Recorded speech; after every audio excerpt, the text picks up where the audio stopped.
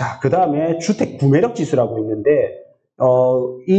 이거, 일단 소득 대비 집값은 뭐냐면, 이게 이제 지금 7.2라는 거는 부산의 평균 34평 집을 내가 7.2년 동안 한 푼도 쓰지 않고 모아야지만 집을 살 수 있다. 이 뜻입니다. 네.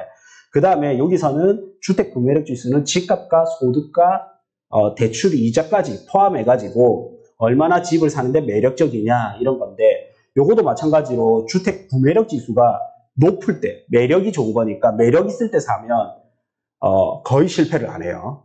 근데 이게 평균 이하로 떨어졌을 때 사면 이게 고평가니까 좀 실패할 수도 있습니다. 자, 어쨌든 너무 헷갈리니까 다시 와서 이게 녹색불이 들어왔다는 거는 이제 저평가에 들어왔다는 겁니다. 자, 그 다음에 부산의 입주 물량을 보면, 자, 여기 다 적어놨어요. 입주 물량을 보기 위해서는 아실에 들어와서 신규 입주 물량을 봐라. 이렇게 적어놨죠. 그래서 아파트 실거래가에 들어와서 입주 물량 클릭, 그 다음에 부산. 그러면 이제 앞으로 입주 물량이 나오는데, 이거를 과거는 모르겠고 현재를 앞으로 보고 싶다. 이러면 이제 2025년이 보면요, 입주 물량이 뚝 떨어지죠. 26년, 23년까지 많고 24년이 이 빨간색이 적정이에요. 그래서 빨간색보다 조금 많아. 그래서 25년에는 제가 뭐라 했냐면 전세난이 시작될 수 있다.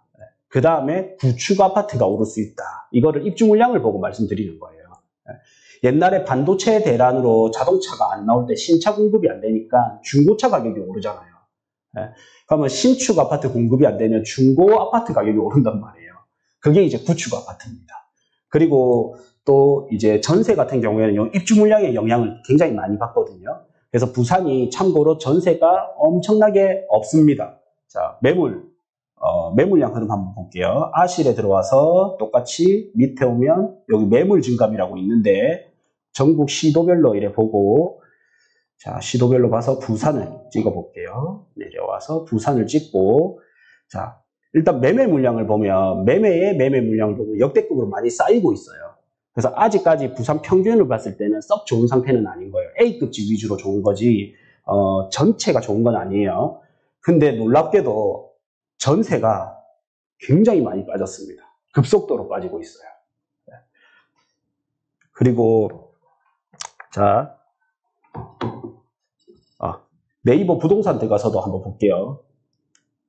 좀 더 정확히 해운대도 이제 전세가 없어지고 있고, 사실 지금 그 부산에서는 실수요층이 튼튼한 데가 어디냐면 사직동이거든요. 사직동 학원가 때문에 사직동이 튼튼한데, 사직동 보면 자, 전세가 없어요. 매매 95건. 이게 뒤에 잘 안 보이실까봐 읽어드리면 95건 전세 표시가 없죠. 이건 뭐 때문이에요? 동일 매물 묻고 전세가 빵건인 겁니다. 빵건. 그 다음에 여기 월세 1건, 전세 0건. 자, 요거도 전세 6건. 요거는 전세 6건 있네요. 지금 이 일대에 전세가 없어요. 부산이 지금 전세가 없습니다. 그래서 우리가 조용히 이렇게 있는 사이에 전세가 없어졌고요. 저희가 이 아파트를 그 코칭 받는 분한테 2억 6천인가 2억 7천 갭으로 투자를 하셨거든요. 매매가 7억 6천에 전세 5억인가?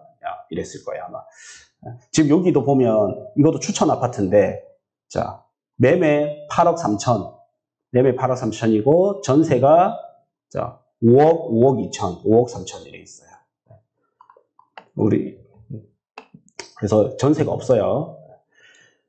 그래서 이제 입주 물량 적고 소득 대비 집값 봤을 때 저평가고, 그러면 상승 규칙 딱 만들어졌죠. 그래서 저는 부산이 빠르면 올해 중에 상승할 가능성이 좀 높고, 늦어도 내년 중에는 상승할 가능성이 높지 않을까 싶고, 근데 사실 이것도 정확히는 1급지부터 급지별로 좀 나눠서 보면 1급지는 이미 사실은 좀 턴이 됐고요.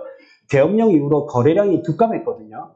근데 막상 현장 가보면 가격 안 깎여요.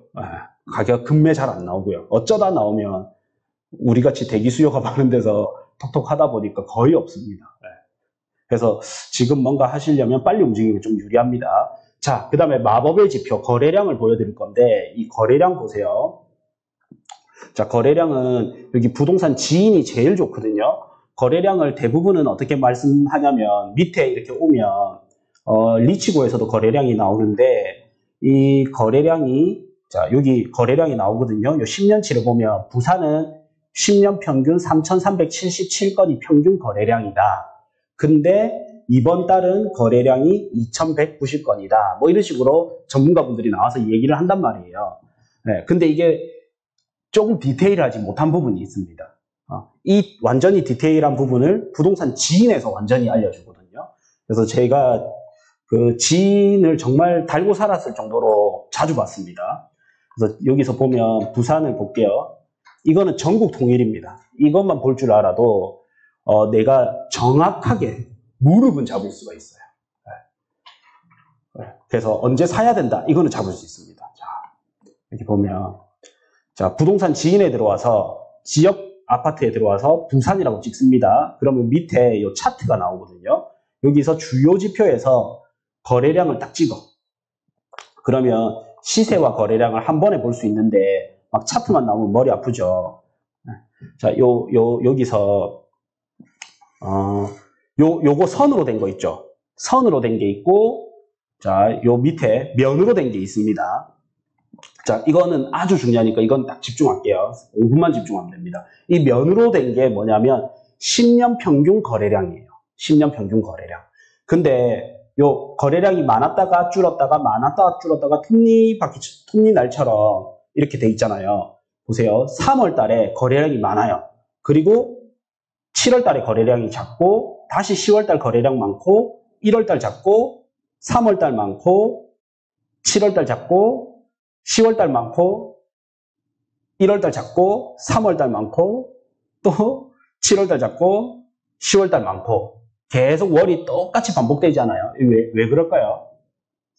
네, 이사철. 네, 이사철이라서 이렇습니다. 그래서 거래량을 아까 이렇게 평균 거래량 대비를 보면 안 맞는 게 뭐냐면, 내가 7월 달에 거래량이, 1월 달에 거래량이 작았어. 비수기라서. 근데 거래량이 늘었어. 그 하락장 중에서도 이제 3월 달, 10월 달이 있으면 거래량이 평균보다 좀 는단 말이에요.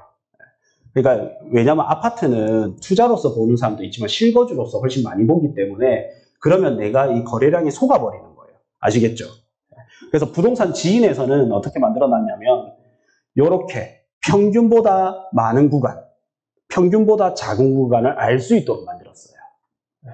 그래서 제가 이걸 응용해서 토지 투자나 상가 투자할 때도 이렇게 많이 보거든요. 그래서 10년 평균 3월 달보다 이번 3월 달은 거래량이 얼마나 많은지, 얼마나 적은지 이래 본단 말이에요. 그래서 거래량이 많은 구간은 무조건 상승이에요. 거래량이 작기 시작하면 언젠가 다시 하락이 옵니다. 그래서 거래량이 정확히 매매 시장보다 선행지수군요. 선행지수. 제가 부동산 운영한다는 말씀을 왜 드렸냐면, 부동산을 하고 있으면 파는 사람, 사는 사람이 양쪽 다 이야기를 하게 됩니다. 그럼 파는 사람은 항상 비싸게 팔고 싶고, 사는 사람은 항상 싸게 사고 싶어요. 근데 싸게 사고 싶지만 싸게 못 사니까 비싸게 사는 거란 말이에요, 결국에는. 근데 싸게 왜 못 사냐면 매물이 없어서. 매물이 없다라는 건 뭐예요? 사고 싶지만 매물이 없다라는 거는 거래가 되고 없어졌기 때문에. 그래서 이제 가격이 이렇게 이제 지금 바닥 찍을 때는 어떠냐면, 가격이 조금 아직까지 하락하고 있는데 거래량이 올라갑니다. 가격이 하락하는데 거래량이 올라갈 때가 무릎 신호예요. 무릎 신호. 그 다음에 요때 보시면 거래량 한번 터지죠. 가격이 오르고 이제부터는 가격은 오르는데 거래량이 빠집니다. 요때가 어깨 신호예요. 거의 모가지에 가까운 신호. 그래서 가격이 오르는데 거래량이 빠지면 상승 신호, 꼭지 신호. 그 다음에 가격이 빠지고 있는데 거래량이 오르면 무릎 신호단 말이에요. 근데 이렇게까지 하면 너무 어렵잖아요. 그래서 뭐냐면 아까 제가 소득 대비 집값 봤을 때 싸다 비싸다 있죠. 자, 싸다 비싸다가 있는데, 여기 이제 저평가 구간 녹색불인데 거래량이 터지면 무릎 신호입니다. 이제 싼데 집이 계속 빠졌어요. 그래서 이제 점점 저평가가 됩니다. 근데 사는 사람은 고수가 사는 걸까요? 하수가 사는 걸까요? 집값이 불황장인데 집을 사. 고수가 사는 거예요? 하수가 사는 거예요? 고수가 사는 겁니다. 집값이 오르고 있는데 막 비싸. 근데도 산대. 누가 사는 거예요? 하수가 사는 거예요. 그래서 고평가인데 집을 사는 거는 좀 이런 말 하기 그렇지만 하수가 사고 영끌족이 사는 겁니다. 다른 사람 오른 거 확인하고 내가 상대적 박탈감을 느껴서 사는 거란 말이에요. 근데 떨어진다, 남들 사면 안 된다 하는데 내 같은 놈이 산단 말이에요. 그게 무릎 신호예요. 그래서 저평가인지 고평가인지를 먼저 보고 거래량이 평균 거래량보다 딱 올라가는 그 시점 있죠. 지금 아직 평균 거래량 안 왔어. 그래서 부산이 무릎이 아직 안 왔단 말이에요. 근데 이 평균 거래량보다 높아지는 이 시점, 그때가 언제냐면 요때고, 또 요때가 언제냐면 요때 2013년도 때, 그 다음 언제냐면 2019년 11월 달, 요때 샀었으면 큰 돈을 벌었을 거 아니에요.